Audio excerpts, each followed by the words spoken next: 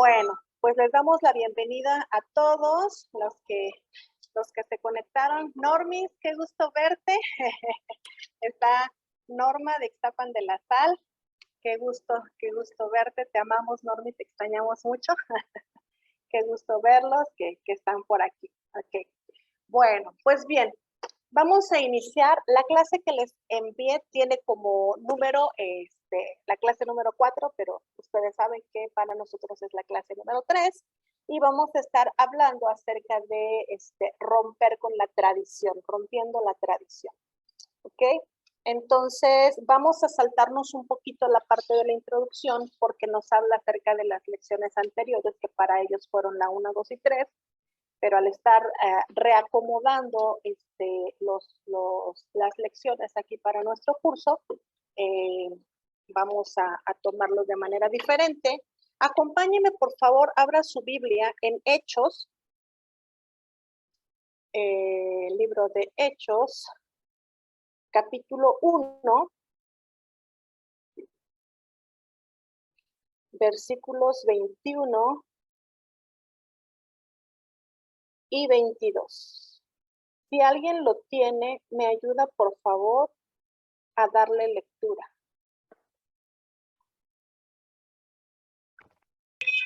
Yo, hermana. Ok, Sandy, gracias.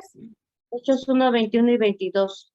Es necesario, pues, que de estos hombres que han estado juntos con nosotros todo el tiempo, que el Señor Jesús entraba y salía entre nosotros, comenzando desde el bautismo de Juan hasta el día en que de entre nosotros fue recibido arriba, uno se ha hecho testigo con nosotros de su resurrección. Ok, ponemos en contexto este pasaje, ¿sí? Los discípulos están reunidos y están considerando la necesidad de cubrir el lugar que dejó Judas. Lo platicamos un poco muy rápido la semana pasada, pero ahorita quiero profundizar un poquito más en esto. Los apóstoles están viendo esta cuestión de poder suplir ese lugar, ese espacio que dejó Judas, ¿sí?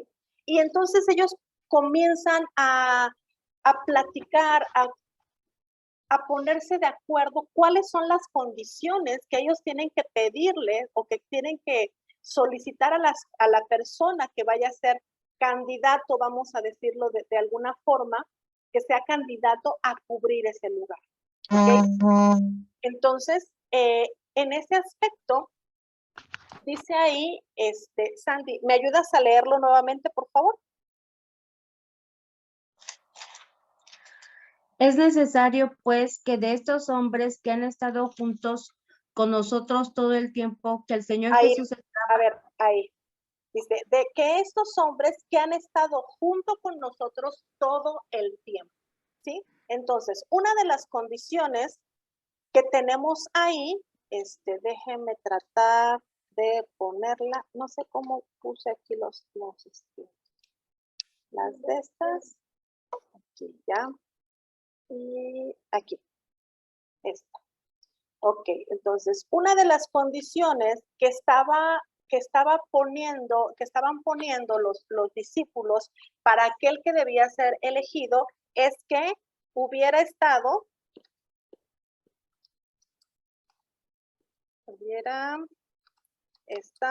junto con ellos.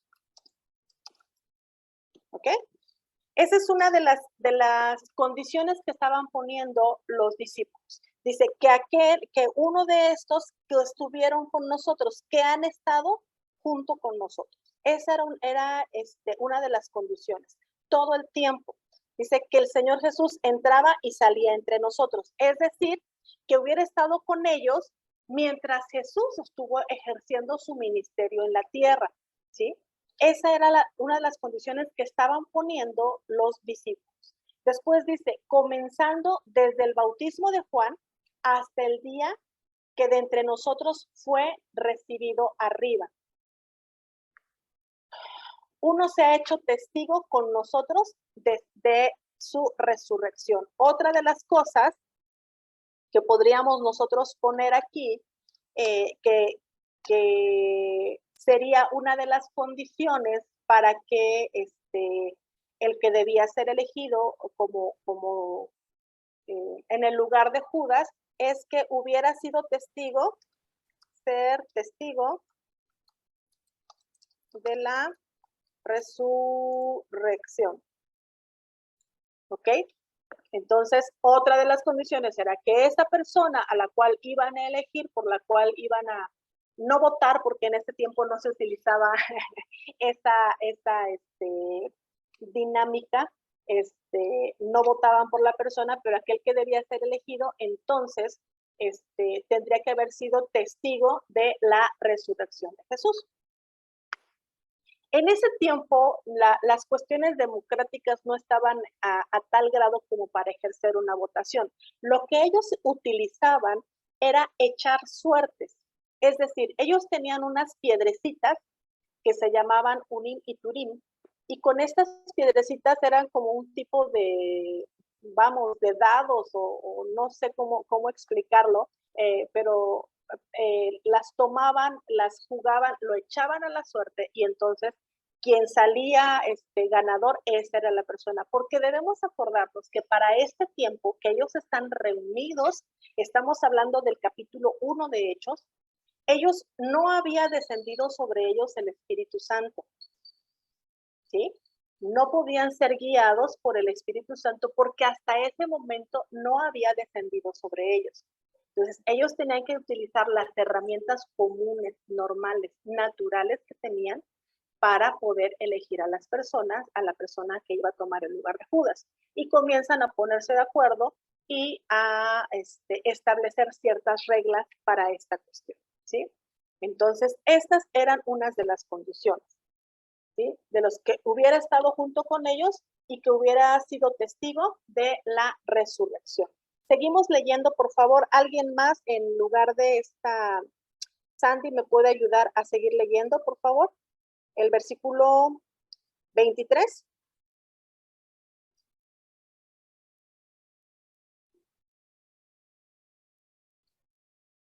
¿Quién dice yo? Hermana Eli, tiene que abrir su micrófono, por favor, para que la escuchemos. Ay, perdón. Muy bien, gracias. Sí, el 23, ¿del 23 hasta dónde? Al 24, hasta el 26, por favor. Y señalaron a dos, a José llamado Barsabás, que tenía por sobrenombre Justo, y a Matías. Y orando dijeron, tú, Señor, que conoces los corazones de todos, muestra cuál de estos dos has escogido, para que tome la parte de este ministerio y apostolado, de que cayó Judas por transgresión para irse a su propio lugar. Y les echaron suertes, y la suerte cayó sobre Matías, y fue contado con los 11 apóstoles. Ok, entonces, fíjense bien, aquí esto me llama a mí mucho la atención, porque aunque ellos hasta ese momento no tenían al Espíritu Santo para que les fuera guiando, ellos entendían que la decisión que estaban tomando no era cualquier cosa, porque la encomienda que Jesús les había dado a estos discípulos era una encomienda muy importante. ¿Se acuerdan ustedes cuál fue la encomienda que se les dio a estos discípulos? ¿Alguien que lo mencione?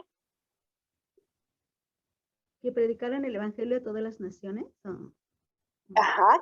Ir por todo el mundo y predicar el evangelio a todas las naciones. Entonces, hacer discípulos.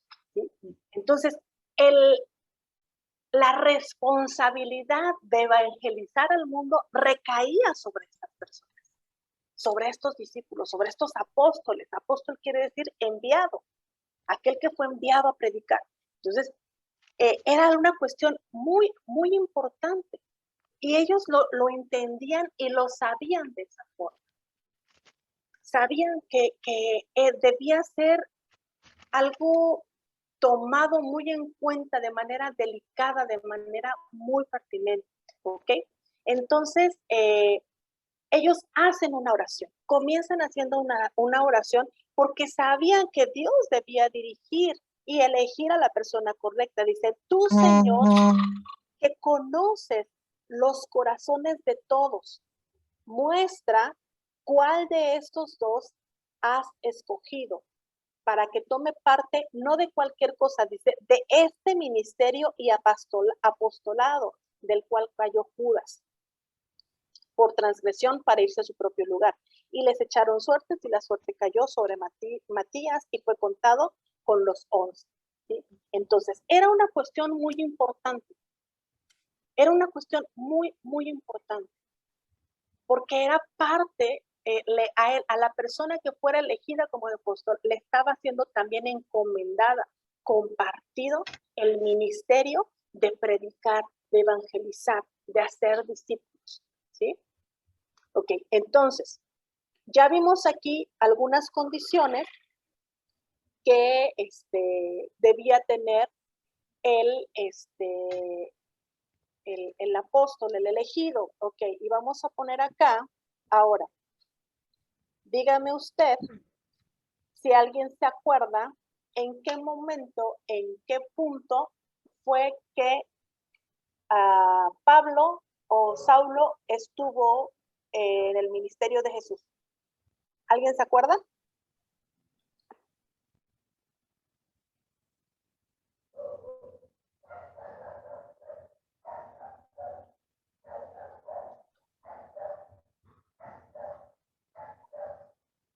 Pablo estuvo o no estuvo en el ministerio que ejerció Jesús.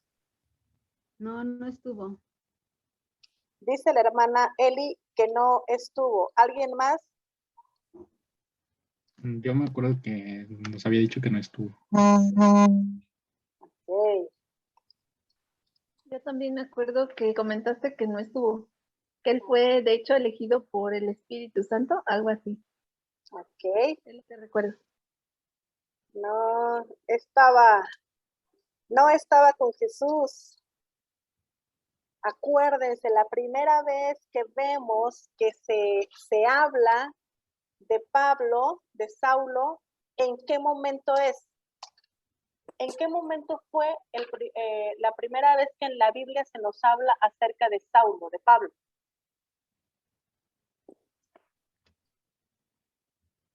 De Saulo, pues cuando estuvo persiguiendo a los cristianos para matarlos. Y de Pablo fue cuando Jesús le dijo que por qué lo perseguía, ¿no? Que le decía, Saulo, Saulo, ¿por qué me persigues? Fue el primer encuentro que tuvo Pablo con Jesucristo.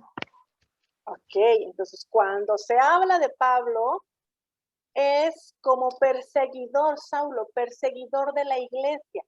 Pues, aquí encontramos unas desventajas en la vida de Pablo, en las cuales él se enfrentó. Cuando él comienza a presentarse en la carta de Gálatas, acuérdese, alguien ayúdeme a leer Gálatas 1.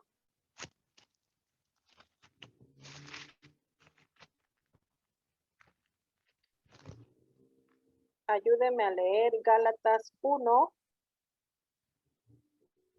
los primeros versículos. Dice Pablo, apóstol, no de hombres ni por hombre, sino por Jesucristo y por Dios el Padre que lo resucitó de los muertos. ¿Ah? Okay. Y todos los hermanos. Hasta ahí, el 1 nada más. ¿Sí? Entonces Pablo se presenta como apóstol, pero Pablo no cumplía con las dos condiciones para ser apóstol. Entonces, este era un impedimento, una situación a la cual Pablo se enfrentó, una dificultad con la cual él se enfrentó. ¿Sí? No, su llamamiento no era de la forma común en que los discípulos habían establecido. Y otro de los problemas o de las dificultades con las que Pablo se enfrenta es el mensaje que Pablo traía, ¿sí? Pablo traía un mensaje muy diferente a lo que la iglesia primitiva estaba comenzando a compartir. Ya lo mencionamos la semana pasada, la semana antepasada, acerca de los judaizantes, ¿sí? Entonces, el evangelio fue presentado primeramente a Jerusalén, es decir, primeramente a Israel. Aquellos que habían nacido, que habían vivido y que lamentablemente habían adquirido como religión el ser judíos, ¿sí? Aquellos que estaban acostumbrados a esforzarse, a sacrificarse para poder acercarse a Dios. Entonces Pablo viene y Pablo era un judío, dice, judío de judíos, o sea, tan aferrado, tan arraigado a su religión, que cuando él sintió que su religión estaba siendo atacada por Jesús, por la iglesia que estaba naciendo, él mismo, el celo que había en él, lo hizo perseguir a la iglesia, lo hizo levantarse en contra de la iglesia. Y como decía Lilia, es ahí cuando tiene un encuentro con Jesús y Jesús le dice, Saulo, Saulo, ¿por qué me persigues? Porque Jesús estaba entendiendo, estaba explicando, que al atacar Saulo a la iglesia, lo estaba atacando a él mismo. Porque Jesús había establecido no una nueva religión, como muchos lo pensaban. Jesús no había establecido una nueva religión. Jesús estaba estableciendo su cuerpo en la tierra. Estaba estableciendo su reino en la tierra. Entonces, es por eso que Jesús le dice, Saulo, ¿por qué me persigues? No le dijo, ¿por qué persigues a la iglesia? ¿Por qué me persigues? Porque la iglesia es el cuerpo de Cristo. La representación del reino de Dios aquí en la tierra. Entonces, el mensaje que Pablo traía, la revelación que le fue entregada, era algo que iba completamente diferente a lo que la iglesia primitiva estaba acostumbrada, a esforzarse y a sacrificarse para obtener la salvación. Y entonces Pablo comienza a decir y comienza a hablar, lo dijimos también la semana pasada, acerca de la ley y la gracia, ¿sí? El pensamiento judío, lo que los judíos pensaban es que ellos, a través de Abraham, a través de la vida de Abraham, el ser descendientes de Abraham directamente, entonces ellos podían o tenían acceso a la salvación. Estaban monopolizando, privatizando la salvación y haciéndola exclusivamente de aquellas personas, de ese grupo elitista que guardara y que cumpliera la ley. Y viene entonces Pablo y comienza a explicarles y comienza a decirles, si es cierto que ustedes son hijos de Abraham, si es cierto que ustedes son merecedores del pacto, pero también acuérdense que Abraham en un inicio no era parte del pueblo de Israel. ¿De dónde salió Abraham? ¿Se acuerdan cuando Dios hace el llamado a Abraham y lo llama? ¿De dónde llamó Dios a Abraham? Haga memoria ahí en Génesis. De Ur. De Ur, de los caldeos. No era Israel. Era Ur de los caldeos, era, híjoles, lo peorcito de su tiempo. Una ciudad de idolatría. Y Dios llama a Abraham, a una persona que no era judía, para hacer y formar un pueblo judío, un pueblo escogido. Entonces, lo que Pablo comienza a decirles a los judíos es, si es cierto, ustedes son hijos de Abraham, si es cierto, ustedes les pertenece la promesa, pero también acuérdense que en un inicio Abraham no pertenecía a la tierra, al pueblo. Simplemente Dios, por su gracia y también por la fe de Abraham, porque Abraham le creyó a Dios. Cuando Dios le dice a Abraham, sal de tu tierra y de tu parentela y ve a la tierra que yo te voy a entregar, Abraham no lo pensó dos veces. Él agarró sus chivas, agarró a su mujer, lamentablemente agarró a su sobrino también, ¿verdad? Porque Dios le dijo, fue muy claro, le dijo, sal de tu tierra y de tu parentela.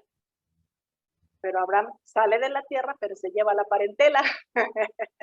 Eso le ocasionó ciertos problemas, ciertas cuestiones que tuvieron que ser arregladas más adelante. Pero Abraham le creyó a Dios. Abraham se aventó en fe. Por la fe de Abraham, él pudo llegar a ser un pueblo. Pudo llegar a ser lo que Dios quería que fuera. Entonces, empieza Pablo a hablarles de esto y entonces obviamente empieza a incomodar a aquellos. El mensaje que traía Pablo era un mensaje diferente, era un mensaje que hablaba de gracia, ¿sí? Y entonces Pablo comienza a hablar sobre quién es el verdadero Hijo de Dios. Acompáñenme ahí en Gálatas, por favor. Capítulo 3, versículo 7. Alguien aparte de Sandy y de la hermana Eli, que ya nos apoyaron a leer, también Abraham, alguien aparte de ellos que nos ayude a leer Gálatas 3:7, por favor. Yo. Ajá. Lili. Sabed, por tanto, que los que son de fe, estos son hijos de Abraham. Dice, sabed, hasta ahí nada más. Dice, sabed, por tanto, que los que son de fe, estos son hijos de Abraham. ¿Quién es entonces un verdadero hijo de Abraham? Los que son de fe. Los que tienen fe, los que viven en fe, los que caminan en fe, los que le creen a Dios, ¿sí?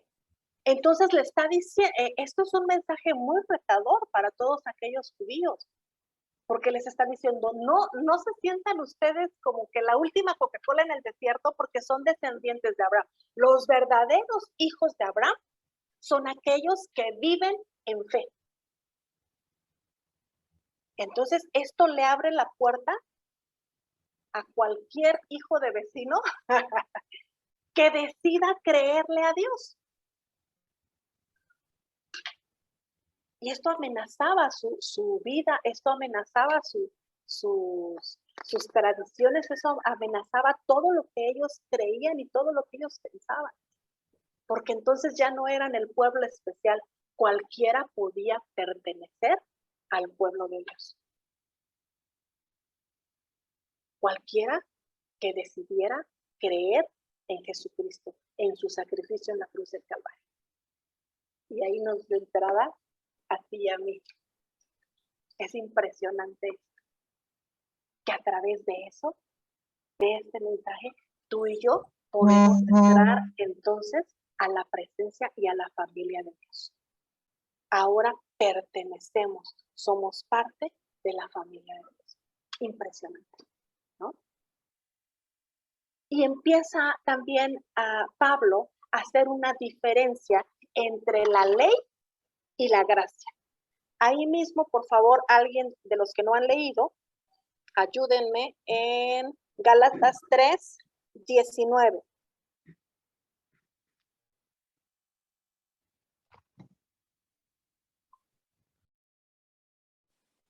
Yo.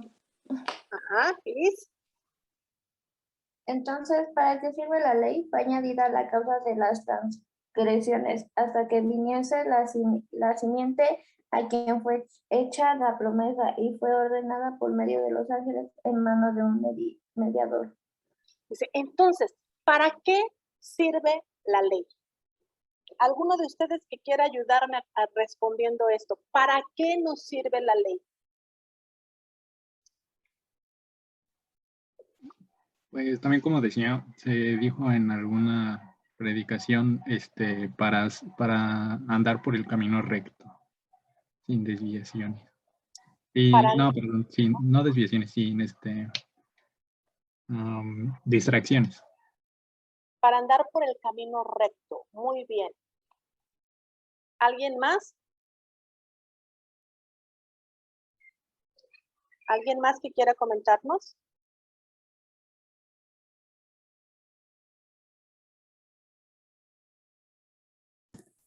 La ley demuestra el pecado, ¿no? Lo que está mal. Uh-huh.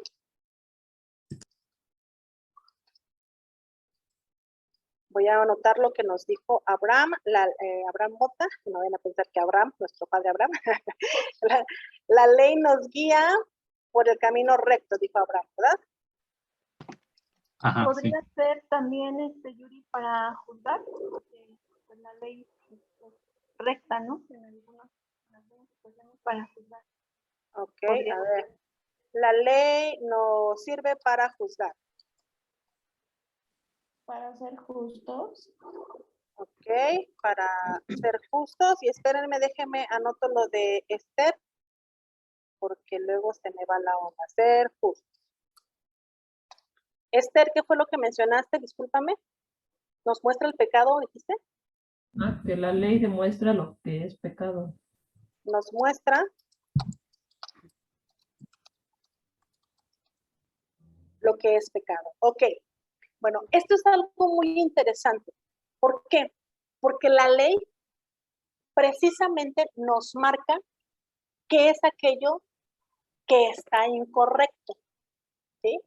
Si no hay leyes, si no hay reglas en una casa, cualquiera hace lo que se le da la gana porque no hay ninguna ley, no hay ninguna regla dentro de la casa, ¿sí?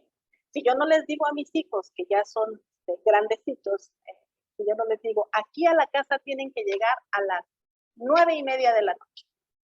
Si yo no les pongo esa ley, si yo no les pongo esa regla, ellos no tienen ningún problema en llegar a la hora que se les dé la gana, ¿sí? Porque no hay un tope que les marque hasta aquí se llega, ¿sí? Entonces, la ley eso es lo que hace, nos marca un tope hasta dónde podemos llegar. Y nos dice, aquí en la luz roja quiere decir que tú ya no puedes avanzar en el semáforo, ¿ok? Pero si no vemos el semáforo, cada quien se pasa como Dios le da a entender. Cierras los ojos y te avientas, porque no estás viendo ahí la señal. La ley es una señal que nos marca hasta dónde podemos llegar. Donde, como dice Esther, nos muestra lo que es pecado. Nos muestra, como dice Abraham, cuál es el camino por el cual ya no debemos andar. Es como una cerca ahí en la vez. Hasta aquí llegaste. Hasta aquí son los límites de tu terreno. Ya no puedes pasar al otro terreno. También nos ayuda a juzgar, es decir, a discernir entre lo que es correcto y lo que no es correcto.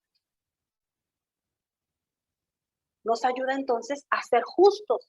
¿Por qué? Porque si yo sé lo que no es correcto, debo tomar la decisión de hacer lo correcto. Para eso nos sirve la ley. Pero lo más impresionante es que la ley nos lleva siempre, siempre, siempre a entender la gracia de Dios. La ley te dice, tú no eres santo. La ley te marca todos tus errores. Eres un pecador. Naciste en pecado. Tu naturaleza no te deja ser diferente. Tu naturaleza te dice que ay, voy a confesar mi problema. Tu naturaleza te dice que tienes que comer pan.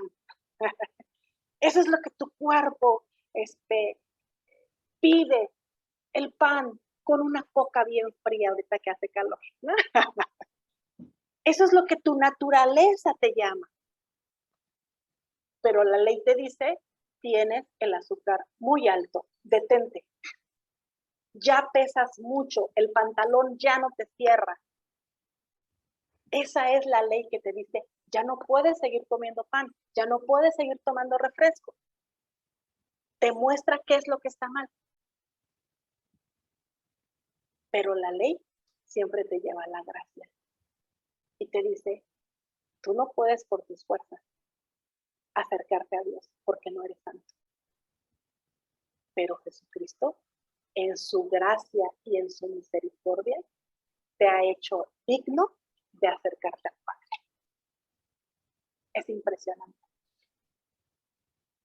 Es impresionante que la ley que te muestra tu error, te muestra tu pecado, lo único que hace es mostrarte que eres insuficiente, pero también te dice, Jesucristo es suficiente para ti.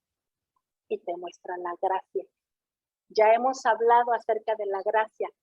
¿Cuál es el significado de gracia? Es un regalo maravilloso. Ok, vamos a poner aquí. Gracia.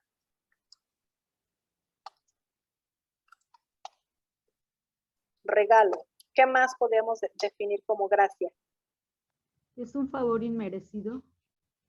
Favor inmerecido. ¿Alguien más?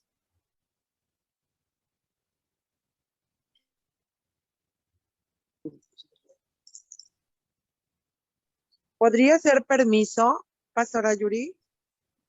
Permiso. Podríamos decir que sí. Ahorita vamos a ver. ¿Otro más? ¿Puedes repetir la pregunta? ¿Qué significa gracia? Ok.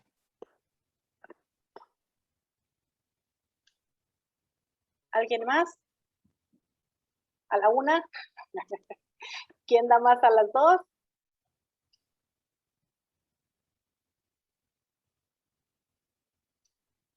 Ok, lo dejamos con estas definiciones que tenemos hoy. Gracia. Gracia es un regalo, porque no podemos hacer nada para pagar algo que nos dan por gracia. ¿Sí? También nos dice, Normis, a ver, Normis puso, ¿quieres decir algo, Normis? Ah, perdón, quiere decir perdón. Ok, ajá, vamos a poner aquí perdón. Ay, perdón. Perdón, no escribí perdón. Ok, perdón. Gracia es un regalo que no merecemos.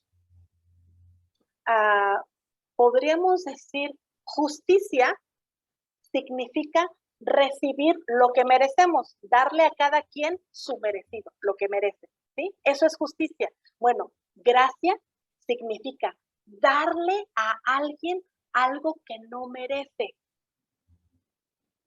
Cuando un chamaco te hizo berrinche, se revolcó y ahí en la tierra, todo, en la tienda que quería, un huevito Kinder, un huevito, tú que estás ahí contando las moneditas que no te alcanzan y el chamaco ahí, pidiéndote un huevito Kinder, cuando tú le das al niño que se revolcó en el piso, le compras el huevito Kinder, eso es una gracia para él, porque no se lo merece, pero aún así se lo diste. Vamos a conectarnos en la siguiente clase, por favor.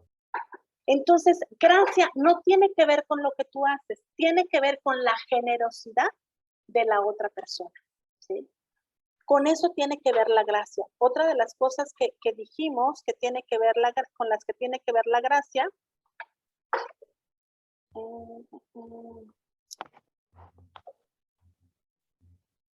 Ok, se me borró las anotaciones que teníamos ahí, pero dijimos que era favor, que era perdón, ¿sí? Sí implica el perdón. Sí implica el perdón porque no tiene entonces que ver con ejercer un juicio sobre la persona que actuó de una o de otra forma. Tú otorgas un regalo, una gracia que la persona no se merece, porque lo que se merecía el chamaco que hizo berrinche eran unas buenas nalgadas, pero tú estás dando de gracia un regalo, ¿sí? Decía la pastora Elvira, un permiso. Un permiso puede ser una gracia. Cuando Regina, yo le digo, tienes que llegar a las 9:30 y ella llega al cuarto para las 10, ella ya rompió con la ley que hay en la casa, la regla que hay en la casa, ¿sí? Y al día siguiente ella viene y dice, ma, ya arreglé mi cuarto, ya hice mi tarea, ya tengo todo listo, ¿me dejas salir? Y entonces ella está solicitando un permiso, si yo soy buena onda, le voy a regalar ese permiso de gracia, no porque se lo merezca, porque ya rompió la regla. Y entonces podemos decir, pero ya limpió su cuarto, pero ya terminó su tarea, pero ya esto. Y ella puede tratar de justificarse. ¿Qué es lo que hacían los judíos? Decían, pero yo diezmo todo, pero yo cumplo con la ley, pero yo me lavo las manos, pero yo no me contamino. Y Dios les dice, eso no es nada extra, es parte de tu obligación. El que Regina limpie su cuarto y haga su tarea no es algo súper maravilloso, es parte de su obligación. No es nada espectacular, es parte de su obligación como hija de familia. Si yo decido darle un permiso, es por gracia. ¿Sí? Y eso es lo que Pablo le está diciendo al pueblo de Israel. Ustedes quieren monopolizar la salvación por ser hijos de Abraham, por ser herederos de la promesa, por guardar la ley, que la ley nos muestra qué es lo que no tiene que hacer, nos muestra qué tan pecadores somos, pero es solamente por gracia, porque obedecer y cumplir con la ley es parte natural de nuestra vida. Dejar el pecado es algo natural, debiera ser algo natural en nosotros. Es que no puedo dejar de pecar, no puedo dejar de pecar, ¿cómo le hago? Y estamos sufriendo porque el pecado nos tiene atados. Cuando dejar de pecar debería ser algo natural en nosotros, porque entendemos cuál es ahora nuestra nueva naturaleza. Entonces Pablo comienza a hacer un contraste entre la ley y la gracia. La ley nos muestra el pecado y la gracia nos muestra que no merecemos, no hay nada que podamos hacer para merecer el favor de Dios, que Cristo lo hizo todo por nosotros, que es solamente por Él. Nada de lo que podamos hacer nos lleva a la salvación, solo lo que Cristo hizo en la cruz del Calvario. Y eso es lo que comienza a romper la tradición, el legalismo en nuestras vidas. Porque dejamos de poner entonces cargas sobre los demás que nosotros mismos no podemos llevar. Si Dios no convence a las personas de que están mal, ¿cómo vamos nosotros a convencerlas? Prohibiéndoles que hagan, que digan. Tiene que ser una revelación de Dios a la vida de las personas. El Espíritu Santo tiene que tratar en los corazones, tiene que tratar en las vidas. Porque solo de esa manera habrá un cambio en los corazones. Ese era el mensaje que Pablo traía. La ley contra la gracia. Quebrantar la tradición en la cual habíamos estado viviendo. Y ahora como iglesia, muchas veces yo les decía, estamos viviendo en esa misma manera. Solamente viviendo el cristianismo como una religión más. Es necesario, es importante que dejemos de lado esas cuestiones para centrarnos en que solamente por Él, es para Él, es por su gracia. ¿Sí? Vamos a terminar la clase aquí. ¿Alguien tiene algún comentario? ¿Alguien quiere decir algo? ¿Dudas, preguntas, quejas? Pues todo bien por ahora. Bueno, estuvo bien. Ok, ¿todo bien? ¿Alguien más? ¿Escuché por ahí alguien más? Sí, yo con respecto a la ley. Lilia, perdóname tantito, no te escuchamos muy claro, o al menos yo no te escucho muy claro. ¿Podrías repetir nuevamente lo que comentas? Sí, digo que muchas iglesias viven bajo la ley porque, por decirlo, en la iglesia donde iba mi mamá, las mujeres no podían usar pantalón, ni pintarse, ni cortarse el cabello, porque era pecado. Entonces, yo pienso que ellas, su forma de ser, por parte de muchos de los pastores que ellos escuchan, que viven bajo la ley, ¿no? Porque para ellos todo esto es pecado. Y yo siempre he pensado que lo más importante es el corazón hacia Dios, cómo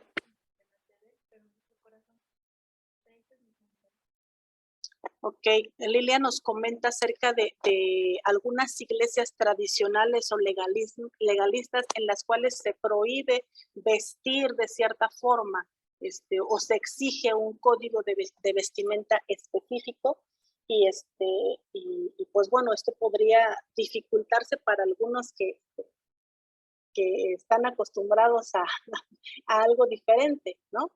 Pero entonces, en estas cuestiones a veces como que batallamos mucho porque, y lo menciona Lilia, si no, lo más importante tiene que ser el cambio adentro, en el corazón, ¿sí? Sí es cierto que lo externo debemos tener cuidado con ello, claro que sí, pero se tiene que reflejar lo que hay dentro de nosotros. Entonces, si no hay un cambio en el interior, aunque cambiemos por fuera, aunque cambiemos la forma de vestir, dice un refrán por ahí o un dicho, aunque la mona se vista de seda, mona se queda. Entonces queremos que haya un cambio exterior, pero no hay un cambio interior. Lo principal es que haya un cambio adentro para que entonces pueda reflejarse hacia afuera. ¿Ok? ¿Alguien más quiere comentar algo?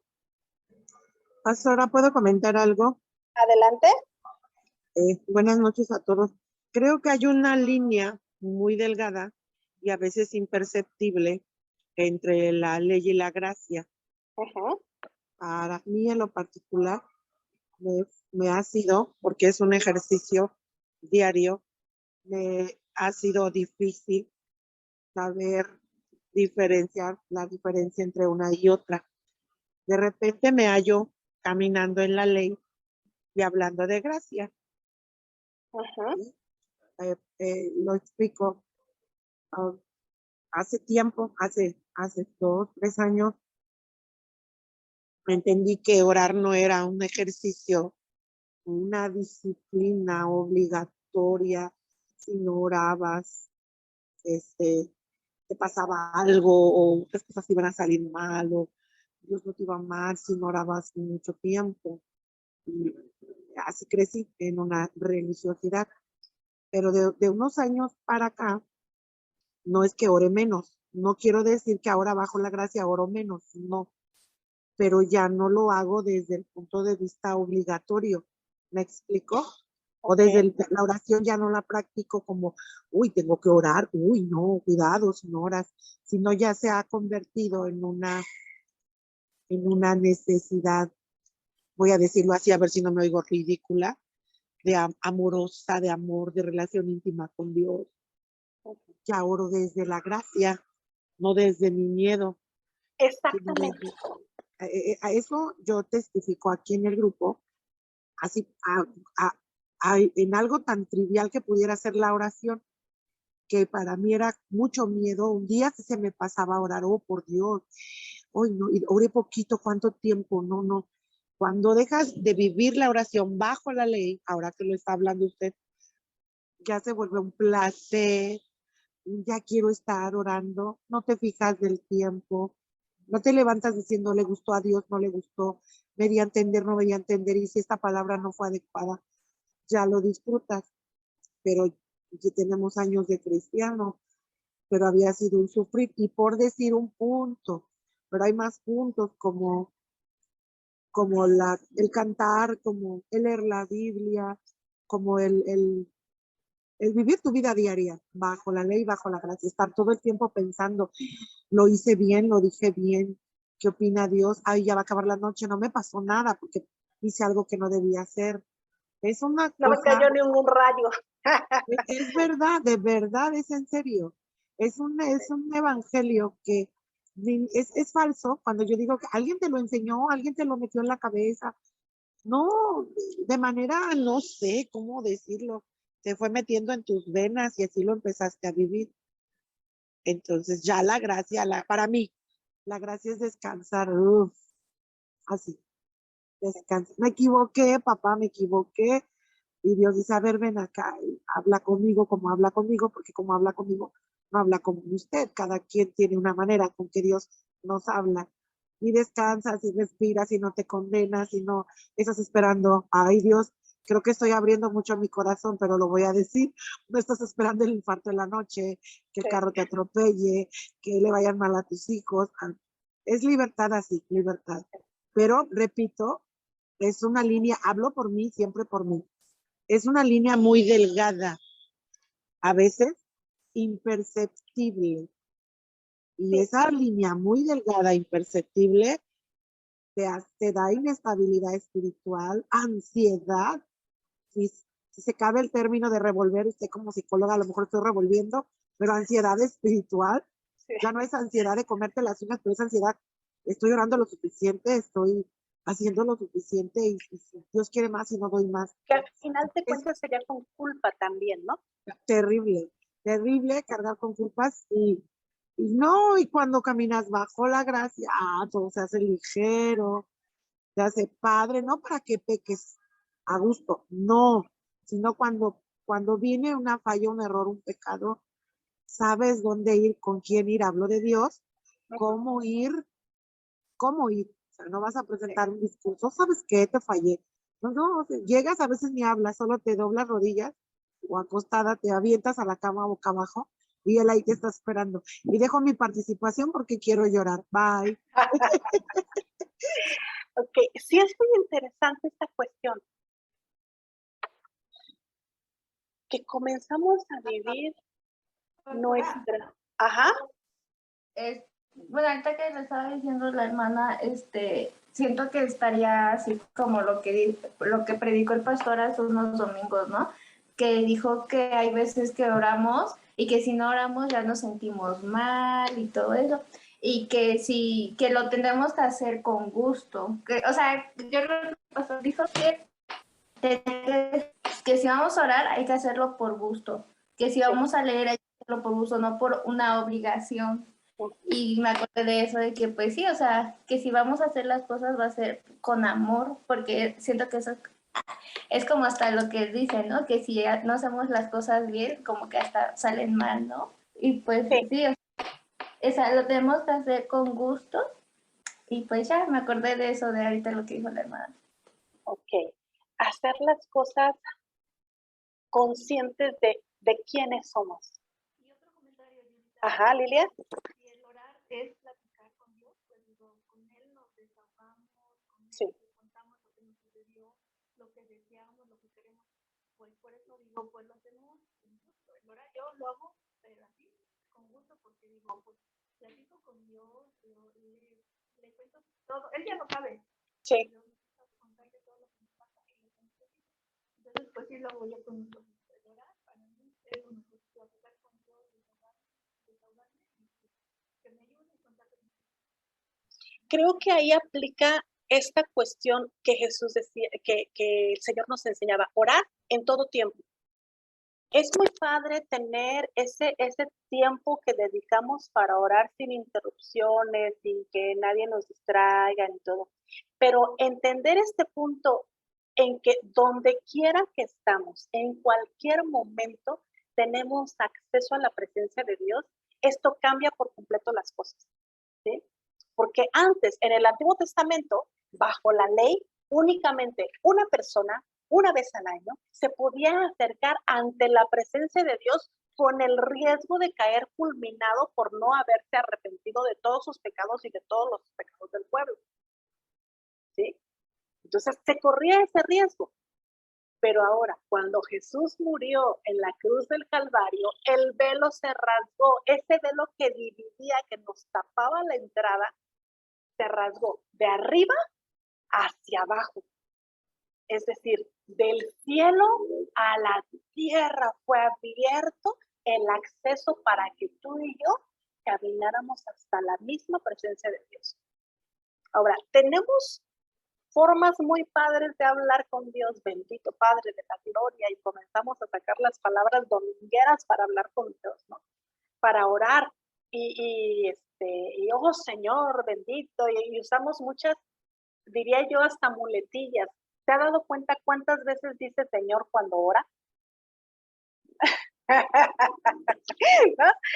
Sí, Señor, bendice los alimentos, Señor. Gracias, Señor, porque tú eres bueno, Señor. Y dijimos como 20,000, Señor, y la oración No dijimos otra cosa más que Señor. ¿Sí? Pero queriendo ser elocuentes y no somos como en verdad somos. Si les hablo a mis hijos, ¡ay, chamacos, déjense! Así hablo con Dios. Señor, ya no aguanto estos chamacos. Así oro por mis hijos, porque así soy yo. Entonces, así como tú eres, con las palabras que tú usas, así habla con Dios. En todo tiempo, en todo lugar.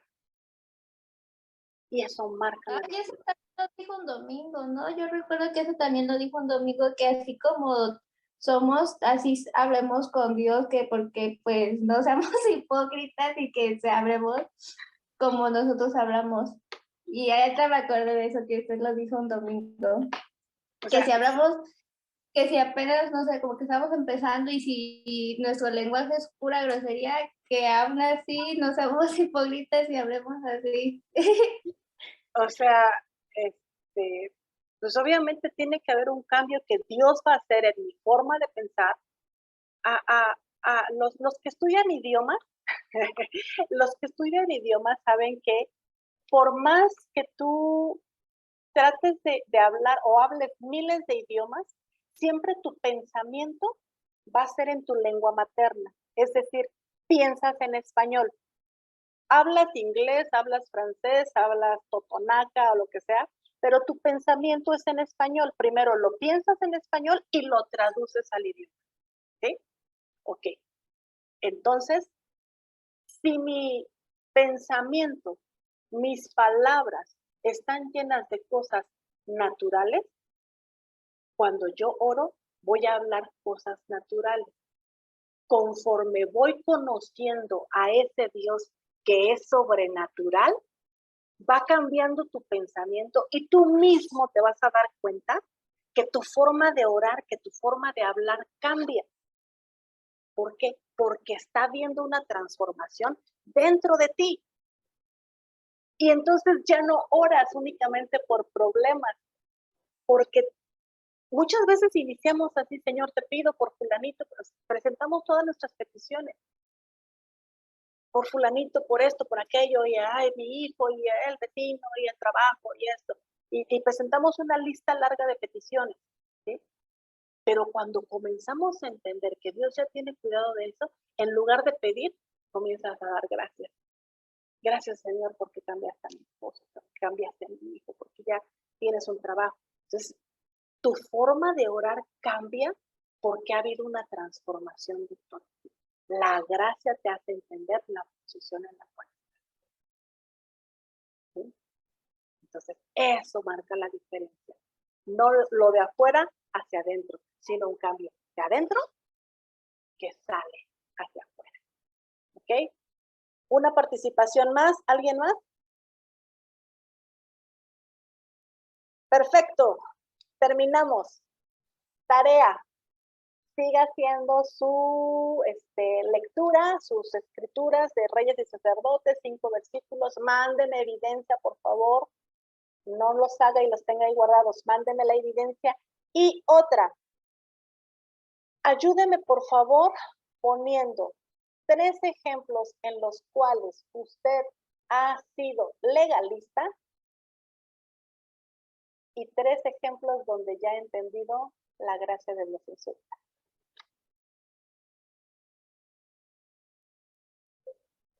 Tres ejemplos en los cuales usted ha sido legalista y 3 ejemplos donde ya comprendió la gracia de Dios en su vida.